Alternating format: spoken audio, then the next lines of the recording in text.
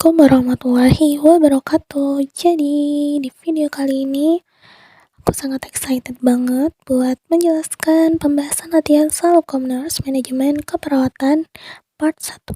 Jadi buat kalian kemarin yang sudah komen di video aku sebelumnya untuk request manajemen keperawatan, maaf banget ya, sekarang aku baru bisa bikin videonya karena beberapa kesibukan yang lain. Oke, daripada banyak omong, kita langsung aja ke soalnya. Di suatu bangsa kebidanan rumah sakit, terjadi kesalahpahaman antara Katim dan perawat pelaksana terkait handover pasien di ruangan. Kepala ruangan yang mengetahui kejadian tersebut hanya diam dan tetap melanjutkan proses pre-conference seperti biasanya.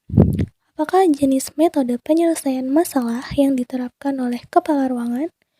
A. Akomodasi, B. Kompetensi, C. Negosiasi, D. Menghindar, ataukah E. Kolaborasi.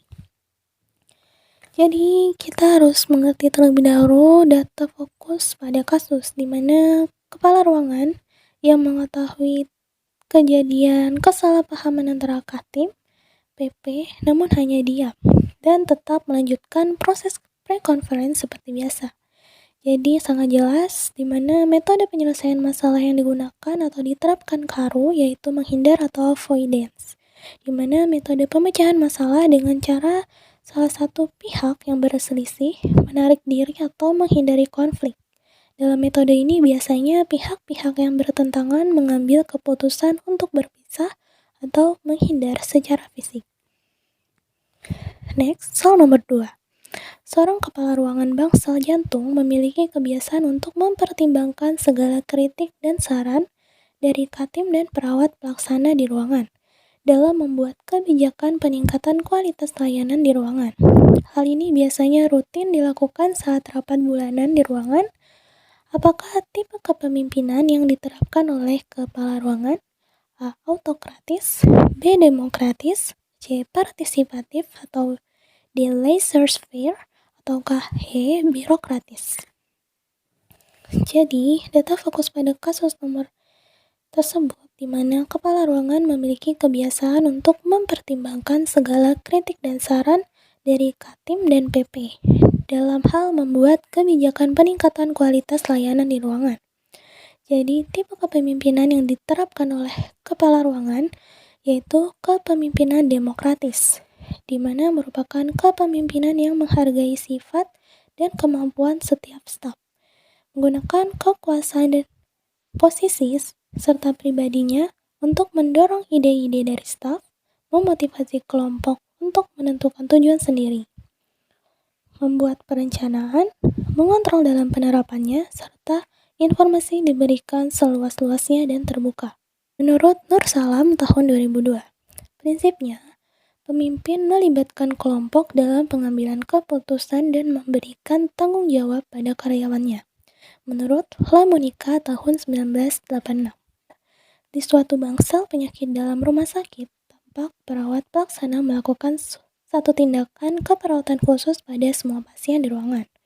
Ada yang bertugas untuk melakukan perawatan luka saja, ada yang bertugas untuk balance cairan saja, serta Katimnya bertugas hanya untuk urusan administrasi pasien.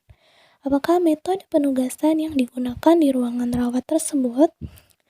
A. Metode kasus, B. Metode fungsional, C. Metode tim, D. Metode primer, ataukah E.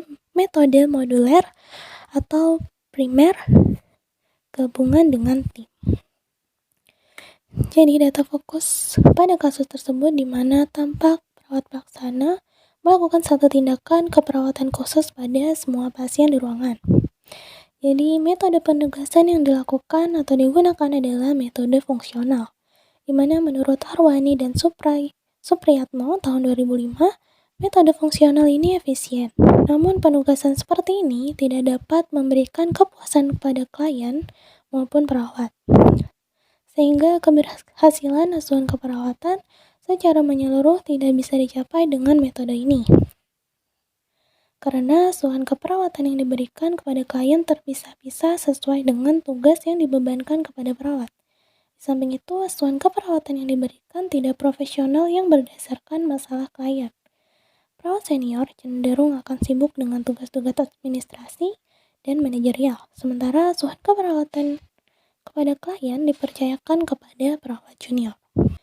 Nah, ini merupakan soal perhitungan ya guys. 4. Pada satu ruang rawat di rumah sakit memiliki 20 tempat tidur. Selama 3 hari, ruang rawat terisi 10 tempat tidur, diantaranya pada hari pertama sebanyak 9 orang, hari kedua 7 orang, dan hari ketiga 8 orang. Berapakah bed occupancy rate atau BOR pada kasus tersebut? A. 30%, B. 60%, C. 80%, D. 85%, ataukah E. 90%. Jadi pembahasannya,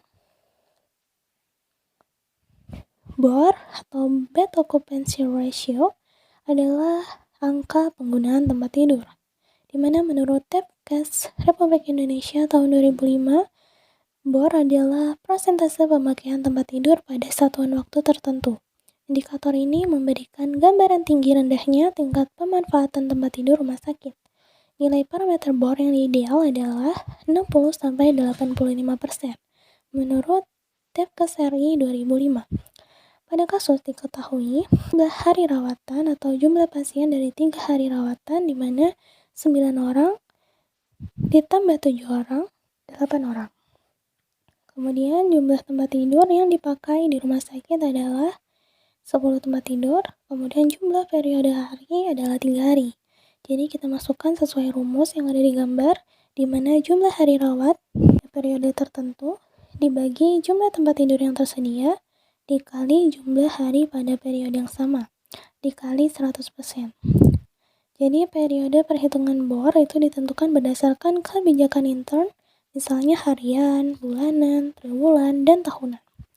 Jadi langsung saja kita masukkan ke rumus, di mana jumlah hari rawatan dari 9 ditambah 7 ditambah 8 sama dengan 24. Kemudian jumlah tempat tidur yang tersedia yaitu 10, kemudian 3 untuk periode harinya, kemudian dikali 100. Jadi kita dapatkan hasil sama dengan 80%, yaitu jawabannya adalah C.